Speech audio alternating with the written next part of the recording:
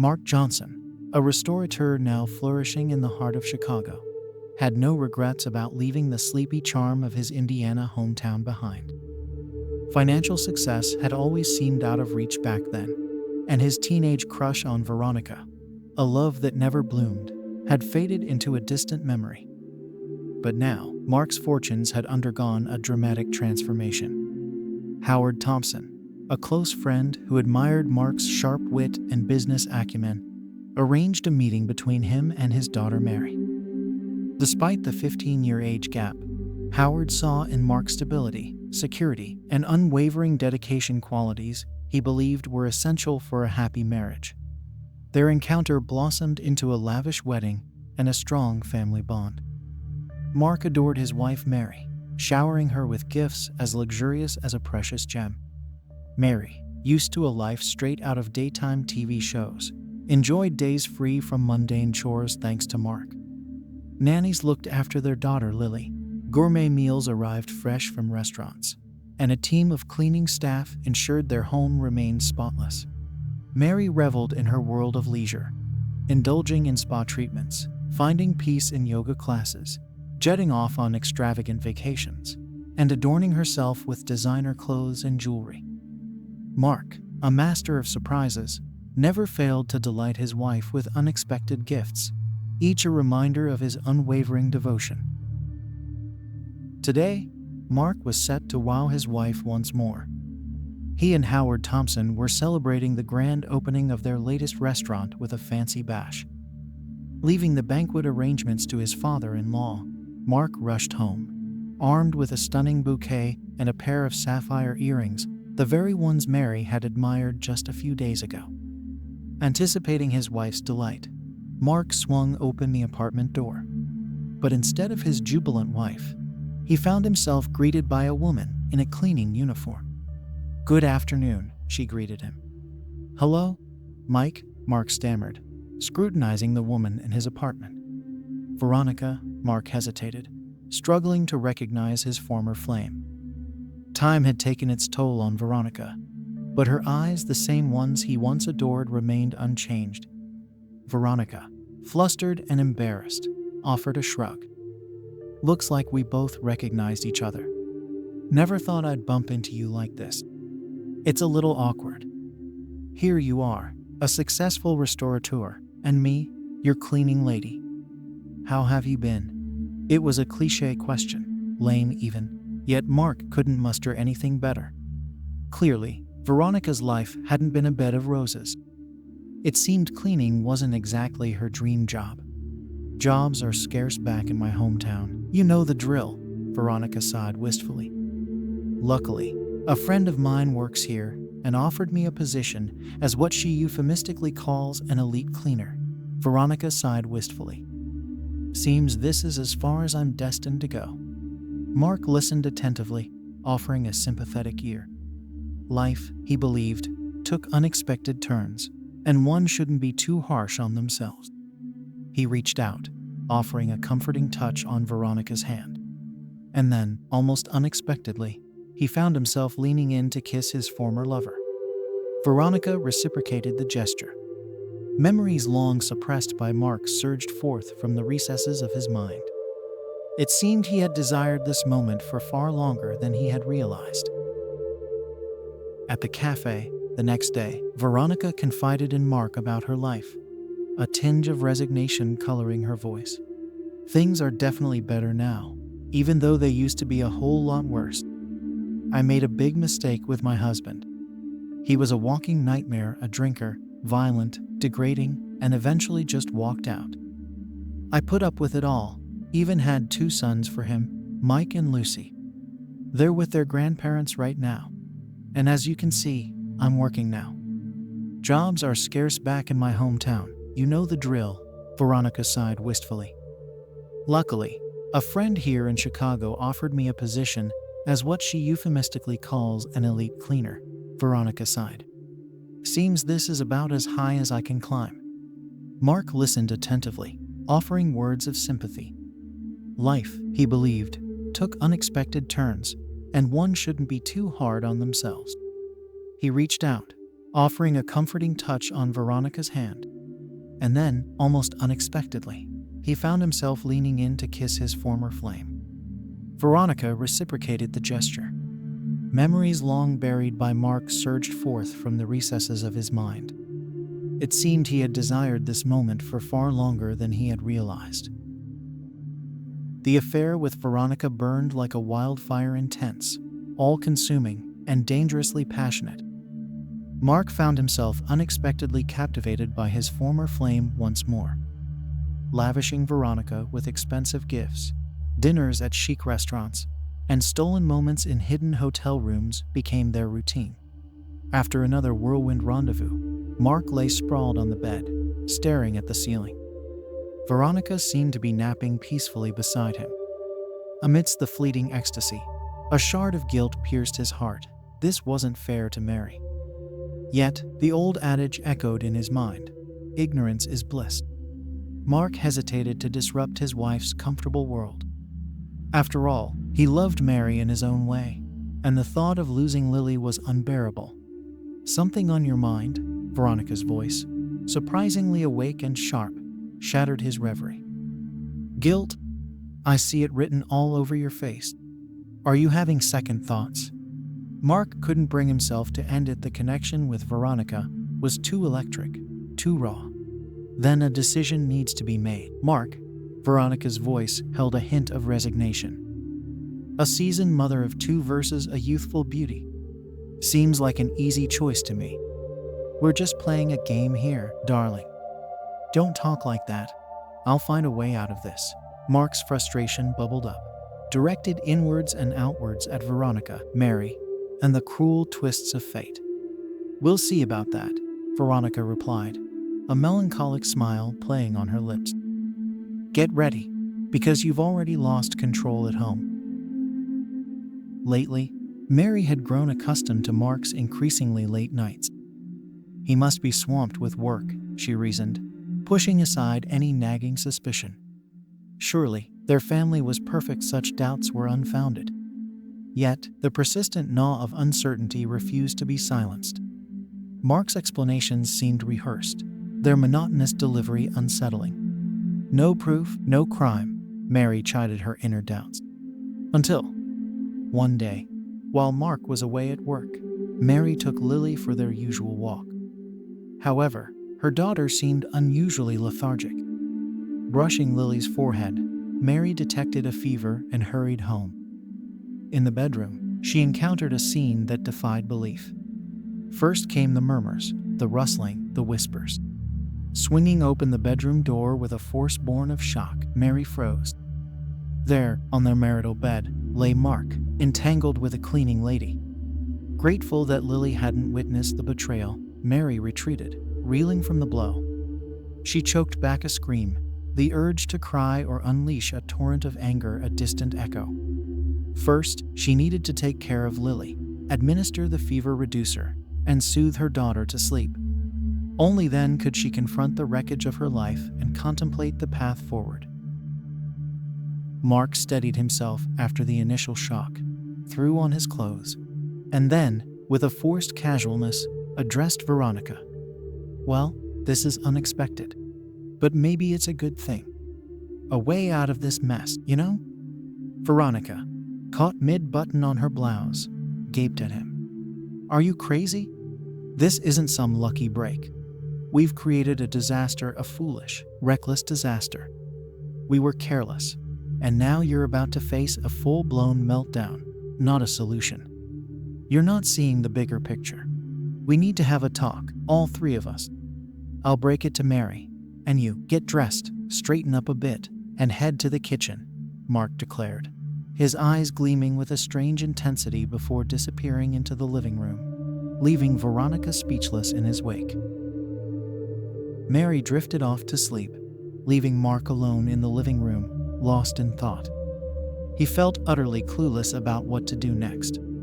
Should he confront Veronica directly, create a scene, or smash a vase or two in a fit of rage? No, none of those actions aligned with Mary's calm demeanor. She hadn't been raised for such dramatic life events. As he sat there, wrestling with his conscience, His wife appeared at the doorway. "Mary, we need to have a serious talk," Mark began, the weight of the situation settling heavily on him. Mary met his gaze with eyes brimming with hurt. "I'm almost relieved you found out. I wish it could have been different, truly. But now, well, it's too late," he continued, his voice laced with regret. "And what about Lily and me?" Mary asked, her voice steady despite the tremor in her heart. Mark reached out hesitantly, but Mary moved away. "Can you listen calmly?" he pleaded, receiving a silent nod in response. "Veronica, my old flame, we bumped into each other here, in our own apartment. It felt like fate, of all things.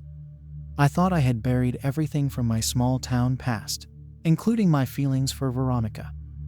But apparently, I was mistaken. I've been grappling with how to resolve this for a while now. I love you and Lily deeply, but I can't deny the pull I feel towards Veronica either. Today, maybe because of the shock, everything seemed to fall into place. Veronica will be here soon, and we need to have a calm discussion." Mark emphasized the word calmly, hoping to project a sense of control in this chaotic situation. Mary remained silent, stunned into speechlessness. Veronica entered the living room, her presence adding to the suffocating tension in the air. Finally, Mark broke the awkward silence. "My dear ladies," he began, "I've been struggling to find a solution that would make everyone happy. But today, it struck me. What's stopping us from all living together? Just outdated societal norms. I love both of you deeply, and I can easily support us financially. Let's buy a big house and build a life together." Mark's eyes darted between Mary and Veronica, hoping for their acceptance. Mary's mind raced. "This is preposterous," she thought. "Is this some bizarre midlife crisis fantasy? Polygamy doesn't work in real life." But the hurt in her eyes mirrored the realization dawning on her this wasn't a joke. Veronica, on the other hand, seemed to be contemplating the outrageous proposal with a calculating glint in her eyes. "Financial security and a comfortable life for myself and the boys. This could actually work," she seemed to be thinking. After Veronica left and the tension in the living room thinned slightly, Mary finally spoke. "Mark, this is ridiculous. Are you having a midlife crisis? We can work through whatever problems we have. But living with another woman, that's simply out of the question," Mary argued, her voice trembling slightly despite her best efforts. Mark, however, remained resolute. "Mary, you're being selfish. I want to make both women happy and prosperous, and I refuse to let go of either of you. What's the problem? Who cares what others think? I've earned the right to do what I believe is right.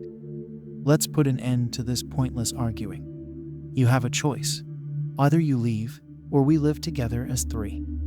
Mary's gaze darted between Mark and Veronica, who wore a calculating expression.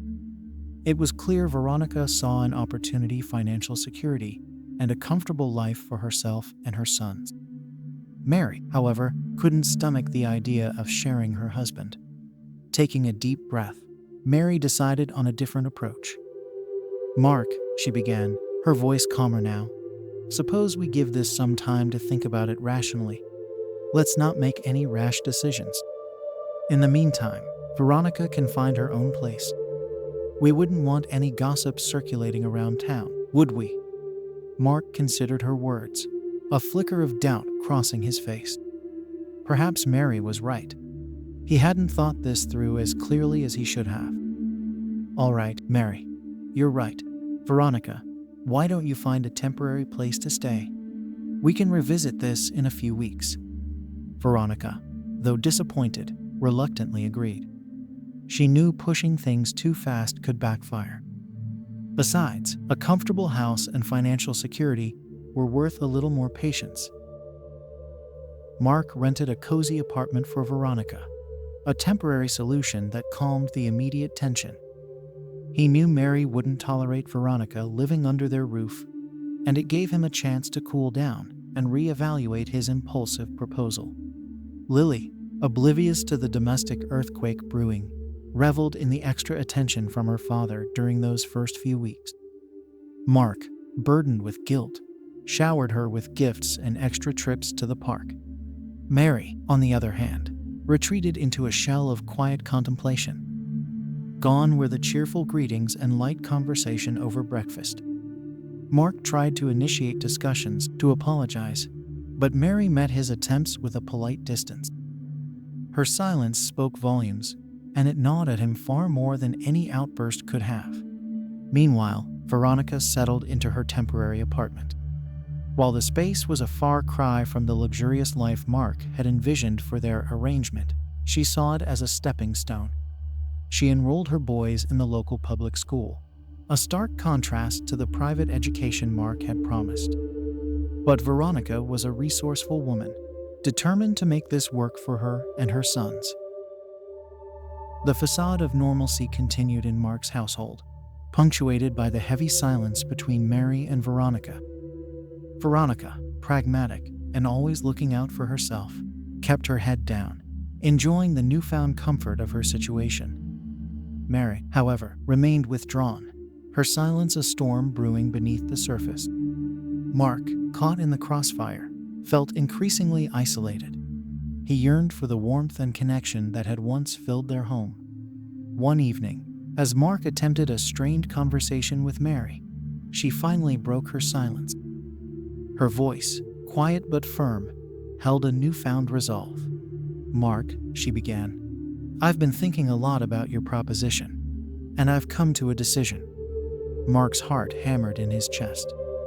He braced himself for her answer, a cocktail of hope and dread churning in his stomach. "This whole situation," Mary continued, her gaze unwavering, "it's simply not sustainable. Sharing a life with another woman isn't something I'm comfortable with, and frankly, I don't think it's fair to Lily either. It exposes her to an unstable environment, a situation that could have long-term consequences." Mark opened his mouth to speak, but Mary held up a hand, silencing him.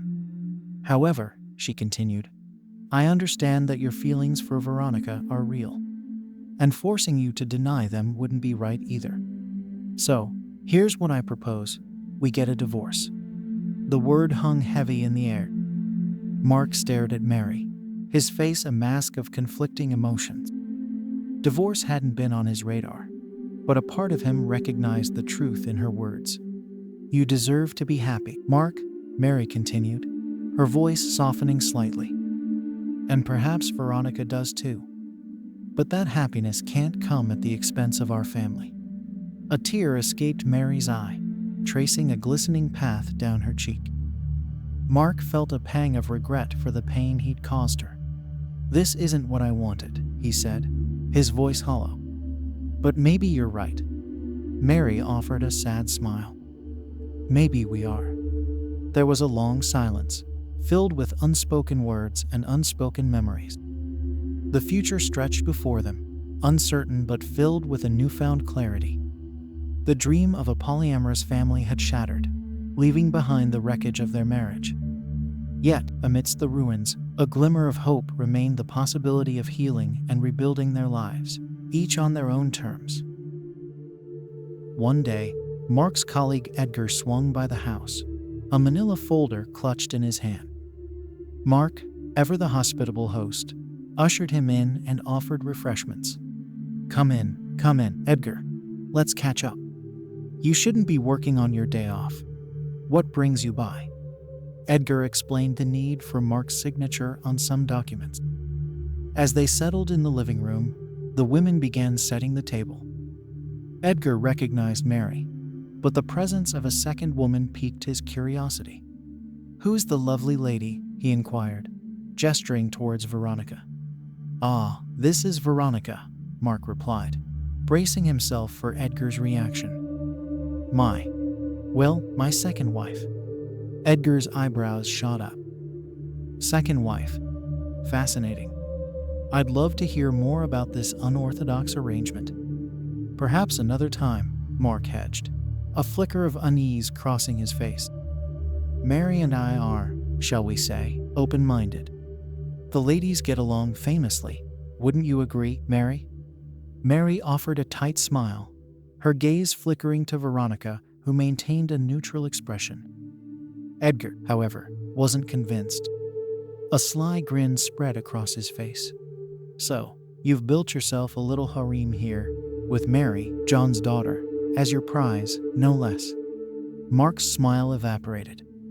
The oversight he'd made, the casual assumption that John wouldn't find out, suddenly loomed large. "Actually," he stammered, "it would be best if John remained, well, uninformed about this. Edgar, my friend, discretion is key here. You wouldn't want to cause any unnecessary trouble, would you?" Edgar's amusement deepened. "Discretion, you say? We shall see about that, Mark." And with that, their conversation took a more business-like turn, the weight of Mark's secret settling heavily in the air. True to his word, Edgar didn't bring it up again that day. But a few weeks later, at a company gathering fueled by copious amounts of alcohol, Edgar found himself regaling a group of colleagues with a juicy tale about his friend Mark's unorthodox family life. Initially met with skepticism, Edgar's story, fueled by liquor and embellishments, gradually gained traction. When word finally reached John, it arrived distorted and sensationalized. He listened with a mixture of disbelief and outrage, his initial skepticism replaced by a cold, simmering anger. He advised Edgar to keep quiet, the potential fallout from such a scandal too great to contemplate. Now, faced with a brewing storm and the very real possibility of losing his daughter Lily in the fallout, Mark knew he had to act fast. He needed to have a conversation with Lily to explain the situation in a way she could understand and prepare her for the potential upheaval to come. The weight of his choices settled heavily on him, and a cold dread gnawed at his gut. The following day, Mary's mother, Martha, called, requesting lunch under the guise of catching up. Mary, suspecting nothing amiss, agreed. John, however, had a different agenda. He'd received a garbled version of events from a well-meaning but gossipy colleague and wanted to discuss it with Mary directly. Over a carefully prepared lunch, John dropped the bombshell. "Mary," he began, his voice tight with a mixture of anger and disbelief, "a little birdie told me about some unconventional living arrangements happening at your place." Mary's heart hammered against her ribs. "What exactly did you hear?" she managed to ask, her voice surprisingly steady. John recounted the distorted story, embellishments painting a picture far more lurid than reality. Mary listened, her face a mask of suppressed emotions. When he finished, she took a deep breath. "Dad," she began, her voice calm but firm, "that's not quite how things are. Mark and I have been going through some marital difficulties, and he made a rash proposal that involved another woman. However, I absolutely refused. There's no harem here, Dad. Just a family trying to navigate a difficult situation." John studied her intently, searching for any sign of deception. Finally, a flicker of understanding softened his features. "Mary," he said, his voice gruff but laced with concern, "this whole thing sounds messy. You know you can always come home, don't you? Regardless of what happens with Mark." Tears welled up in Mary's eyes. Her father's unwavering support, even in the face of such a bizarre situation, touched her deeply. "Thank you, Dad," she choked out, a single tear tracing a path down her cheek. Leaving the restaurant, Mary knew she had a decision to make. Her conversation with John had solidified her resolve. This unconventional solution wouldn't work. It was time to confront Mark and chart a new course, even if it meant the end of their marriage. 5 years skipped by like pebbles skimming a pond, each leaving a faint ripple on the surface of their lives. Mark and Mary had carved out a new normal in a cozy apartment filled with the echoes of laughter and the comforting scent of baking cookies. Lily, now a blossoming young woman, helped Mary in the kitchen, their conversation a symphony of clinking utensils and whispered secrets. The door creaked open, and Mark shuffled in, a weary sigh escaping his lips. "Long day?" Mary inquired, her voice laced with concern as she placed a steaming mug in front of him. Mark nodded, his shoulders slumping.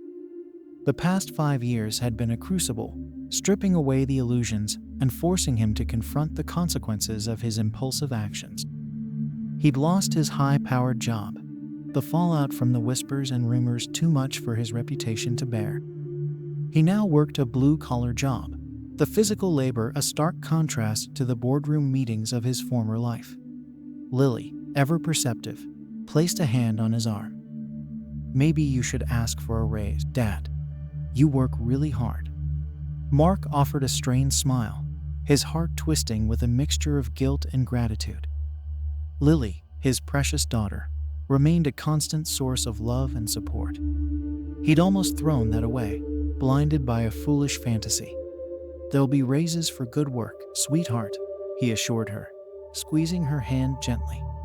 Just then, the doorbell chimed. Mary went to answer, returning with a woman in tow. The woman, her face etched with worry lines, held a young girl's hand. The girl, perhaps 8 years old with fiery red hair and a defiant glint in her eyes, looked remarkably like Mark. "Mark Davis?" the woman stammered, her voice barely a whisper. "My name is Sarah, and this is Lucy." Mark's breath hitched in his throat. Veronica.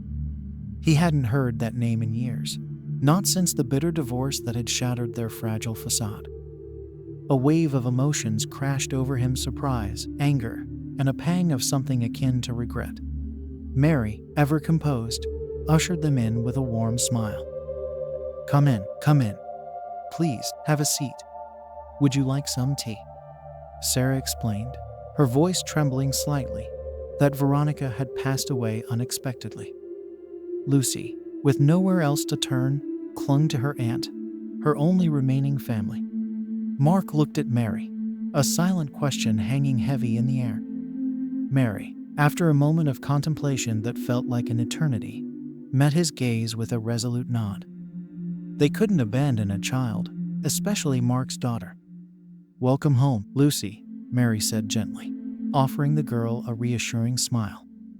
In that moment, their little family circle expanded once more, and the future stretched before them, filled with the uncertainties of blending families and the promise of a love built on understanding and second chances.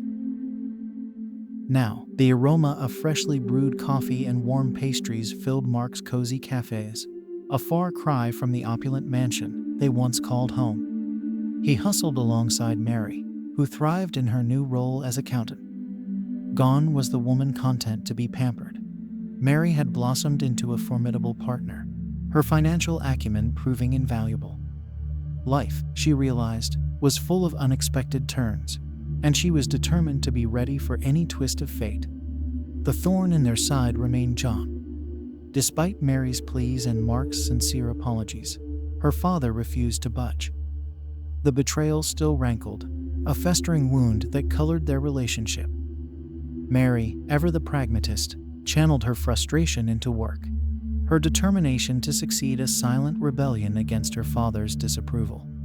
Meanwhile, Veronica's life had taken a sharp turn for the worse. Forced back to her hometown, she found the bustling city life she craved replaced by the quiet hum of a provincial town. The cleaning company had filled her position while she chased a fantasy, leaving her with nothing but menial jobs and a dwindling supply of cash. Lily constantly bombarded her with questions about Uncle Mark, their innocent inquiries a constant reminder of the life she'd thrown away. The money from Mary's jewelry, spent on impulsive indulgences, had vanished quickly. Now, Veronica faced a harsh reality: her own greed had left her with nothing but regret. One crisp autumn morning, a familiar figure walked into Mark's cafe. Mary, wiping down a table, froze. It was Veronica, a stark contrast to the glamorous woman she once was. Veronica hesitated, her bravado crumbling under the weight of her circumstances. "Mark," she stammered, her voice rough with disuse. "May I speak with you, privately?" Mark glanced at Mary, a silent question passing between them. Mary offered a curt nod, a hint of curiosity flickering in her eyes. Perhaps this unexpected encounter held the seeds of a resolution, a chance to finally close a tumultuous chapter in their lives. I hope you enjoyed this story. Let us know what you think in the comments below.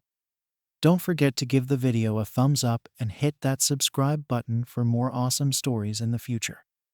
Thanks for joining us on this incredible journey, and we'll see you next video.